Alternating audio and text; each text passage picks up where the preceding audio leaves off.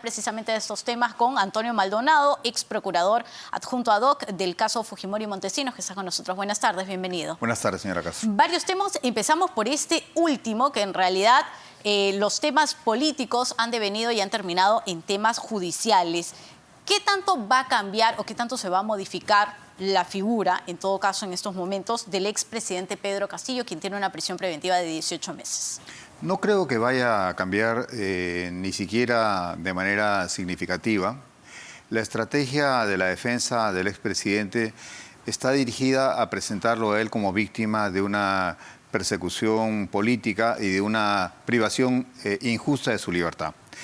Al respecto, la Corte Suprema de Justicia, tanto por medio del juez supremo Juan Carlos Checkley, como cuando una sala de la Corte Suprema, siendo ponente el juez supremo San Martín, evaluó la situación o la decisión de libertad, de prisión preventiva, perdón, explicaron suficientemente los fundamentos jurídicos que sustentan las decisiones del Poder Judicial y no se advierte, por lo menos claramente, si vemos desde un enfoque y estándares internacionales respecto de si hay una situación de privación ilegal o arbitraria de la libertad del expresidente, que ésta puede existir.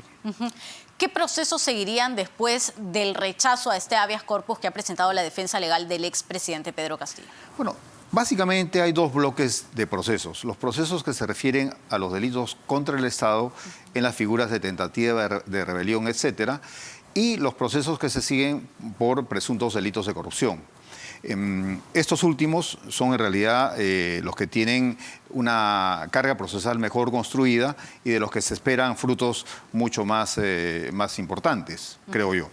Hay varios temas, entre ellos el de la presidenta también Dina Boluarte, porque ella tiene una investigación preliminar iniciada por la Fiscalía de la Nación por el presunto delito de genocidio, todo esto vinculado a las lamentables muertes que se han registrado desde el 7 de diciembre del año pasado hasta las de este 2023, enero del 2023. Y ella ha dicho, yo no me niego a brindar mis declaraciones, he solicitado que sean de manera virtual, que sean de manera remota, he mandado mi respuesta en 2 ocasiones, esta sería la tercera solicitud que se le cursa a la presidenta de la República, tengo entendido, y hasta ahí déjeme ver si estamos claros, y ella ha vuelto a solicitar que su participación sea de manera virtual. ¿Esta tercera sería, digamos, de carácter obligatorio?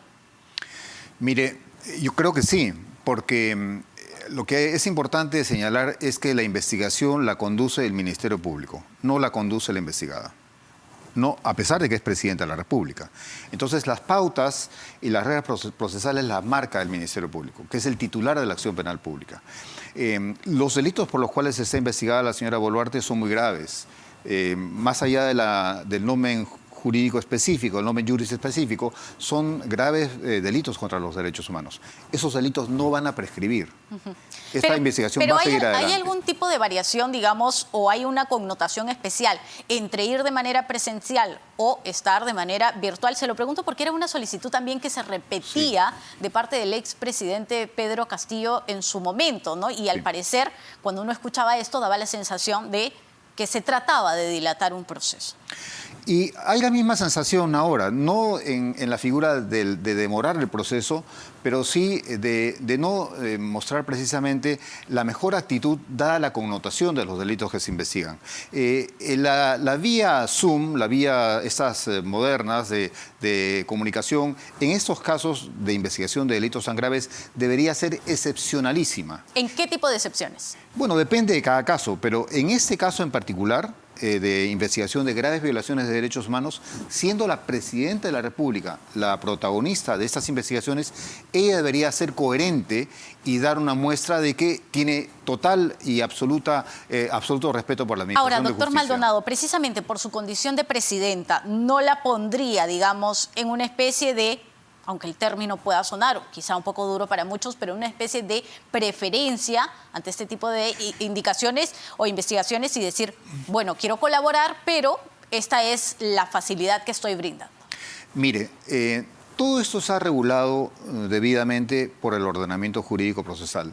Tratándose del testimonio de presidentes de la República y jerarcas de ese nivel, congresistas de la República, el Contralor, etcétera, etcétera, el ordenamiento jurídico procesal penal le dice al Ministerio Público y al juez que puede la persona brindar su testimonio en su oficina o en su despacho.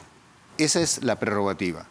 Tratándose de un investigado, o sea, que no es un testigo, esta prerrogativa no existe. Es, reitero, el Ministerio Público el que considera que es necesario tales y cuales formas a través de las cuales va a escuchar a la persona investigada. Por supuesto, ella con absoluto ejercicio de sus derechos, con la posibilidad de presentar las pruebas que considere, etcétera, etcétera, y siempre entendiendo que es el Ministerio Público el que deberá probar el delito y no al revés.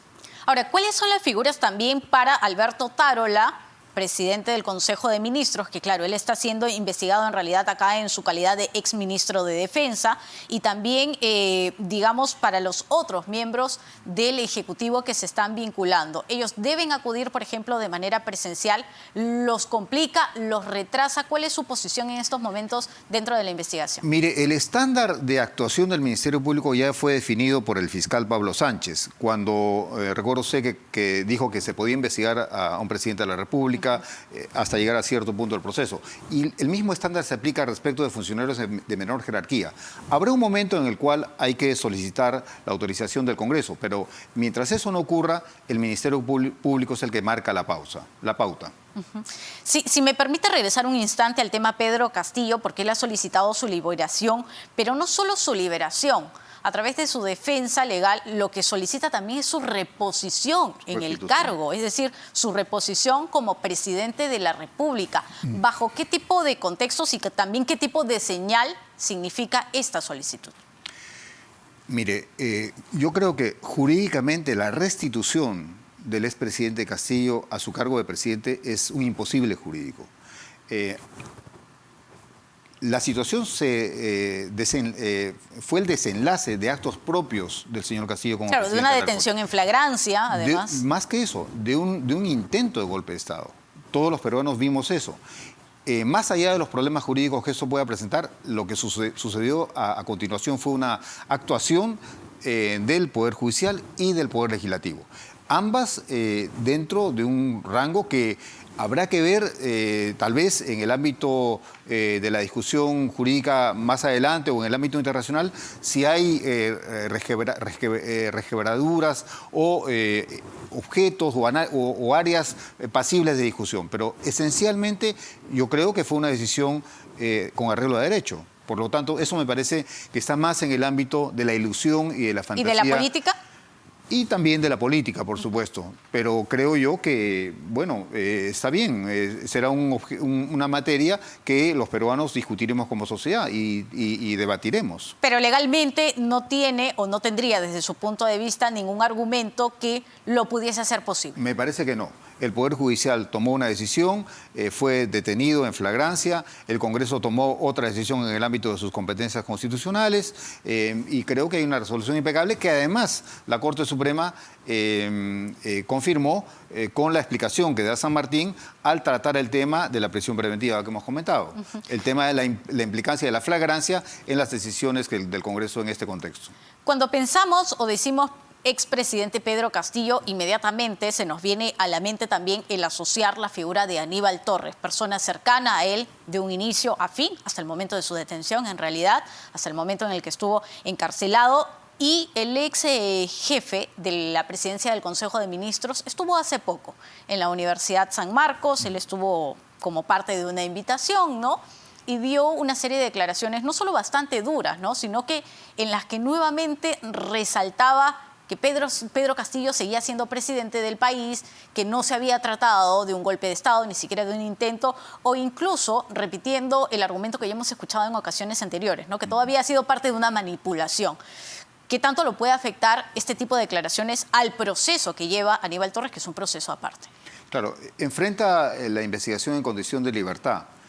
Podría tener algún efecto jurídico, pero este efecto jurídico procesal tendría que estar enmarcado en las reglas aplicables a la revocatoria, o mejor dicho, a la discusión sobre si se persiste en su condición de libertad frente a la prisión preventiva. Y estas reglas son muy específicas. Son reglas relativas a si la conducta de la persona que se encuentra en libertad puede influir o puede condicionar la conducta de testigos, peritos u otros coimputados. O puede de alguna manera influir también, inducir a otras personas a un curso de acción determinado en contra de la justicia. Pero esto es materia de análisis judicial. Ha insistido Aníbal Torres en que él no estuvo en el momento de la grabación o en el momento que se leyó este mensaje a la nación, ¿no? Sin embargo, hay testigos, y estas declaraciones las ha recogido ya el Ministerio Público, en el que señalan que no solo estuvo Aníbal Torres, sino también que estuvo Betsy Chávez. Se dan muchos detalles, como por ejemplo los saludos y los abrazos que hubo después de esta lectura del mensaje. ¿Por qué en este caso, digamos, si aparecen más testigos, continuar en la lectura de promover un mensaje que diga nosotros no estuvimos ahí, no recuerdo nada, no estoy al tanto de nada de lo que sucedió, no sé quién le escribió el mensaje al expresidente? Mire, en general es la tónica de muchas personas acusadas de graves delitos. Es el mismo tipo de respuesta que yo he visto en casos graves de violaciones de derechos humanos y en casos graves de corrupción. No estuve, no recuerdo, yo no fui. Es decir, es difícil pensar que Castillo, conociendo sus limitadas capacidades, pudiese haber hecho este acto de tentativa frustrada de rebelión por sí mismo. Yo creo que fue asesorado, fue guiado, fue empujado al borde del abismo por personas que hoy día, creo yo, no tienen la entereza de reconocer su papel. Las defensas, además, ya que hemos estado mencionando a Aníbal Torres y con ello la figura del ex presidente Pedro Castillo, nos lleva también a recordar la variedad y el número tan amplio de defensa legal, es decir, de abogados, que ha tenido el ex presidente recluido en Barbadillo. Muchos de ellos vinculados a un sector bastante izquierdista, que es la línea de Pedro Castillo. Pero también, ¿qué tan complejo puede ser para él este constante cambio de abogados? Me parece que no es lo más aconsejable para su defensa. Creo que su defensa podría ser afectada por diversas líneas y estrategias que se pueden contradecir unas con otras. Pero hemos visto recientemente que ha entrado en acción tal vez el penalista más prestigiado de la región, el doctor Eugenio Raúl Zaffaroni, que además de ser, reitero, uno de los más grandes penalistas de América del Sur, ha sido presidente de la Corte Interamericana de Derechos Humanos. Y esto ya es otro nivel en la estrategia del expresidente Castillo. ¿Nivel a qué sentido? Bueno, es un nivel muy superior. Yo creo que la discusión jurídica ahí se pone en serio si tenemos como actor del otro lado a Eugenio Raúl Zaffaroni. ¿Y que nos debería, digamos, preocupar como Estado? Mire, el Estado peruano no inventó los hechos que son materia de la investigación. Habrá problemas jurídicos, sin duda alguna. ¿Pero a qué nivel cuando decimos problemas jurídicos? Mire, hay una discusión, por ejemplo, sobre el tema del delito de rebelión. Discusión que ha sido zanjada de manera muy inteligente por el juez San Martín, cuando ha dicho que lo importante del delito de rebelión no es el alzamiento en armas, sino es la intención final. Bueno, para ser coherentes... Desde intención, no era necesario que se ejecute. Exacto. No era necesario que se haga por medio del alzamiento en armas, sino la intención. Con lo cual, en realidad, debería procesarse por ese mismo delito a muchos otros políticos que han atentado contra el Estado de Derecho. Eso es un tema de discusión a mi modo de ver. Pero, en fin, yo creo que Raúl Zaffaroni desafiará, ¿no?, a la defensa jurídica del Estado peruano, y el Estado peruano estoy seguro que la afrontará con toda solvencia. ¿Y esto generaría que el proceso continúe dilatándose, pero hasta qué punto? Mire, depende de las opciones y las decisiones que el Ministerio Público adopte. Finalmente, están los casos de corrupción, que son los casos más fuertes, por los cuales Castillo seguramente, si es condenado, pasaría muchísimos años en prisión.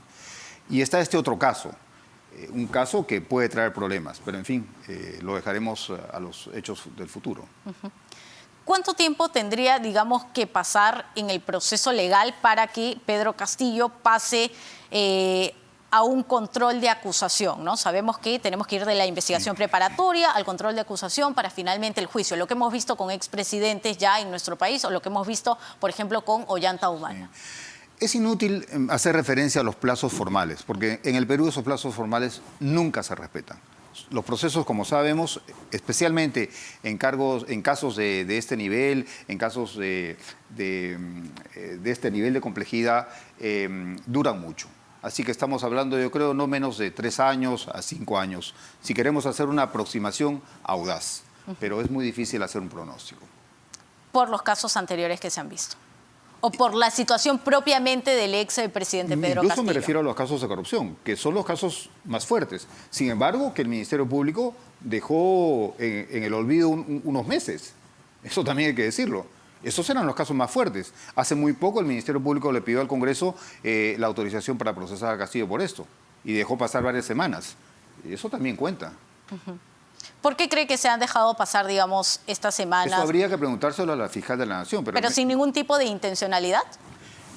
A mí me parece una incoherencia en la conducta del Ministerio Público. El Ministerio Público había construido casos muy sólidos de corrupción, casos que apoyamos y que defendimos en todas las instancias posibles. Sin embargo, llegado el momento, le dio preferencia al caso de Rebelión. Y esos casos de corrupción quedaron allí.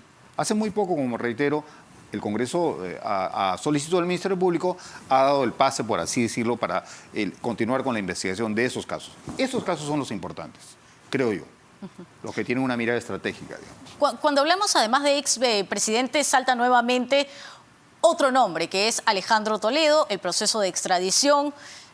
Algunos especialistas señalan que en el mejor de los casos podríamos estar hablando de 8 semanas y hablar de plazos en este tipo de contextos nuevamente es complejo. Pero ¿cuál es el panorama actual del expresidente Alejandro Toledo y su proceso de retorno al terreno o al territorio peruano? Mire, la nota predominante y más que hay que resaltar es que el gobierno de los Estados Unidos ha decidido otorgar la extradición del presidente Toledo al Perú.